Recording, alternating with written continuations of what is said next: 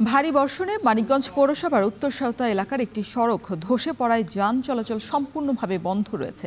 এতে দুর্ভোগে রয়েছে এই পথে চলাচল করা বাসিন্দারা।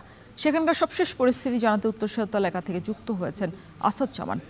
আসাদ, সড়ক মেরামতের প্রশাসন কোনো উদ্যোগ নিয়েছে কিনা, আর যেহেতু যান চলাচল বন্ধ রয়েছে সেক্ষেত্রে বিকল্প উপায় কিভাবে আসলে তারা চলাচল করছে?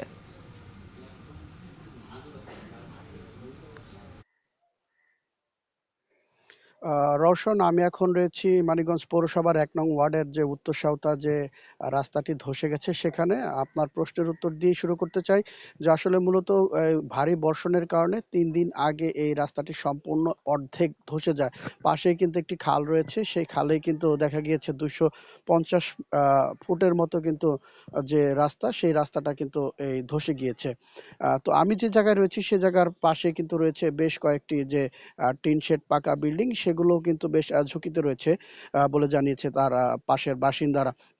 অপরদিকে তারা জানিয়েছেন যে গত ৩ দিন আগেই কিন্তু পৌরসভা থেকে একটি দল এখানে এসে পরিদর্শন করে এবং তারা মাপঝোঁক করে নিয়ে যায় যে কতটুক রাস্তা এখানে ক্ষতিগ্রস্ত হয়েছে। তো তাদের বরাদ্দে যদি বলি যে ২৫০ ফুট যে রাস্তা, সেই রাস্তাটা তারা দেখে গিয়েছে। কিন্তু এখন পর্যন্ত কিন্তু কোনো আ ঠিক করার যে পদক্ষেপ বা জরুরি ভিত্তিতে এখান দিয়ে যান চলাচল করার জন্য যে পদক্ষেপ, সেটা এখন পর্যন্ত নেওয়া যায়। এই যে রাস্তা, এই রাস্তা দিয়ে, এটা বাইপাস রাস্তা। এই রাস্তা দিয়ে ঢাকা-আরিচা মহাসড়ক দিয়ে কিন্তু সহজেই মানিকগঞ্জ শহরে কিন্তু ঢোকা যায়। এছাড়া এখান দিয়েও কিন্তু বিভিন্ন যে শহর হয়ে যে হরিরামপুর উপজেলা কিংবা অন্যান্য যে উপজেলা, সেগুলোও কিন্তু যাওয়া যায়। তো এই যে রাস্তাটা, এই রাস্তার ভাঙা থাকার কারণে কিন্তু অন্যান্য যে রাস্তাগুলো সেগুলো দিয়ে কিন্তু যাতায়াত করতে হচ্ছে।